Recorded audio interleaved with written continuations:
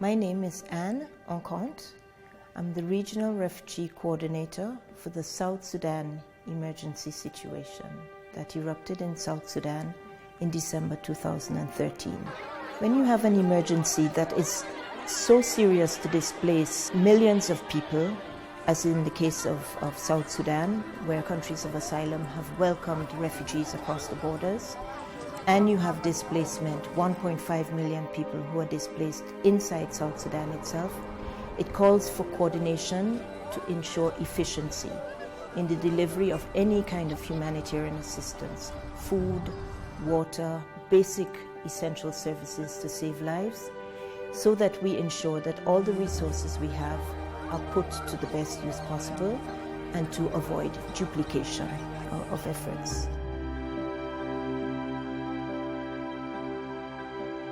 We have had challenges of not having enough food at some points in time. Malnutrition rates were very high, but not because refugees didn't have food when they arrived, but because they had been deprived of food for such long periods of time. We've had to give special care to make sure that the malnutrition was contained.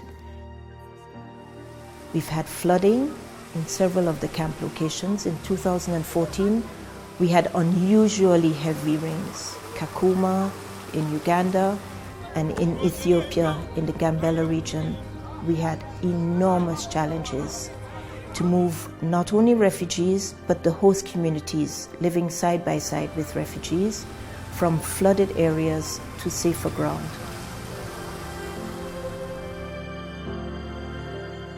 "70% of the refugees who have sought asylum are children.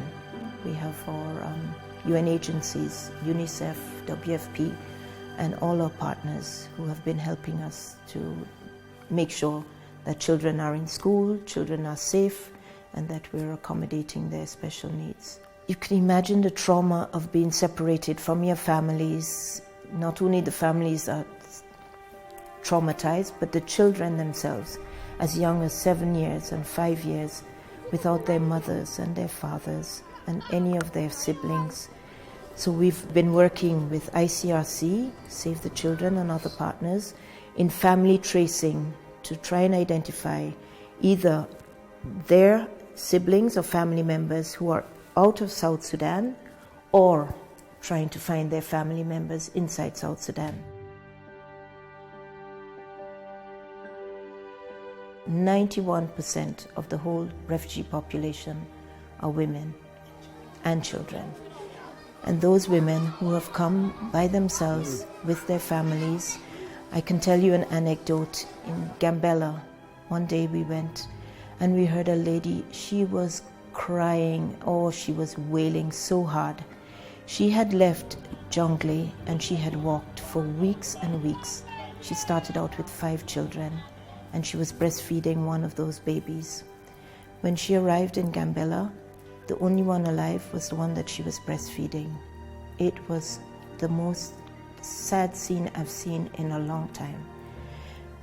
And that is the nature of this crisis. I started working in South Sudan in July the 6th, 2005. It was after the Naivasha peace agreement had been signed in Kenya, and we started the office of UNHCR with 7 staff. We moved forwards with the repatriation of South Sudanese. Many of them were coming back to nothingness because after 23 years of war, there was really a lot to be done. Roads to be built, water to be found, buildings, etc. But they came back in such euphoria, such glee, such anticipation of having their country. And then we had independence in 2011, and the new nation was born, only to be drastically and dramatically pulled asunder a few years later.